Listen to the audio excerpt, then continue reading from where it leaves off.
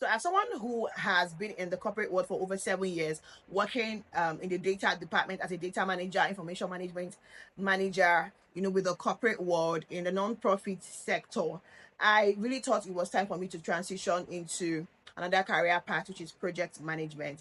And because I'm someone who, even whilst I was working as a data management officer, it entailed that I worked with different projects.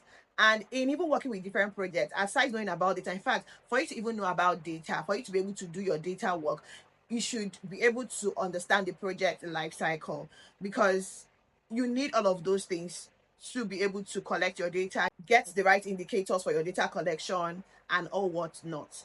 So now let's go into writing the Scrum Master examination. Now, one of the things I know I did to prepare myself for the Scrum Master examination was to read the textbook.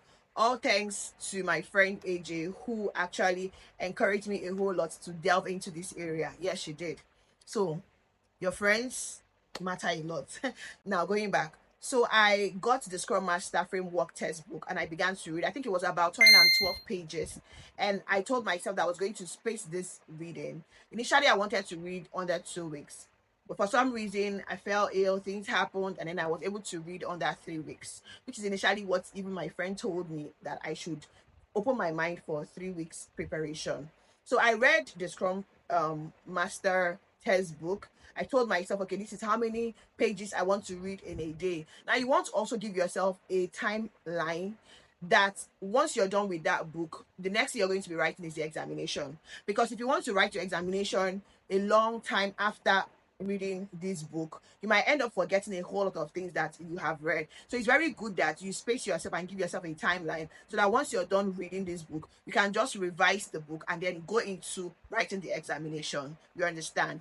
So I was able to, study, read, and I also went online to get other resources. One of the resources I know that I jumped into that really did so well for me was finding someone's YouTube channel called Ogaga Johnson. Her YouTube channel really prepared me a whole lot as well, because she really expounded and explained this project management thing. She has been in it for years and her contents are really very explanatory. So I consumed her content a whole lot. I read my book. I also asked some questions on Google to understand better some things that they were explaining in the textbook.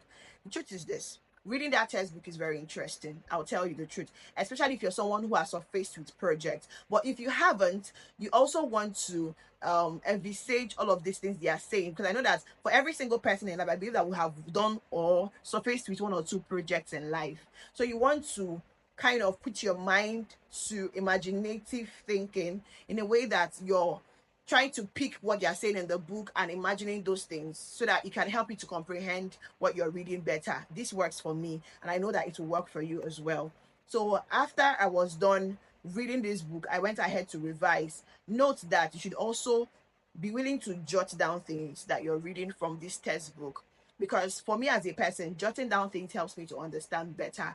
And when you're going to also revise, you want to look at your jotter and look at all the things that you have read to help you prepare better for this examination. The Scrum Master examination is not difficult, as long as you have prepared yourself so well by reading the textbook, going online to get resources, trying to understand these things also from an imaginative point of view, because everything that they'll be explaining to you are the things that you need to know as an expert, a Scrum Master that you want to become.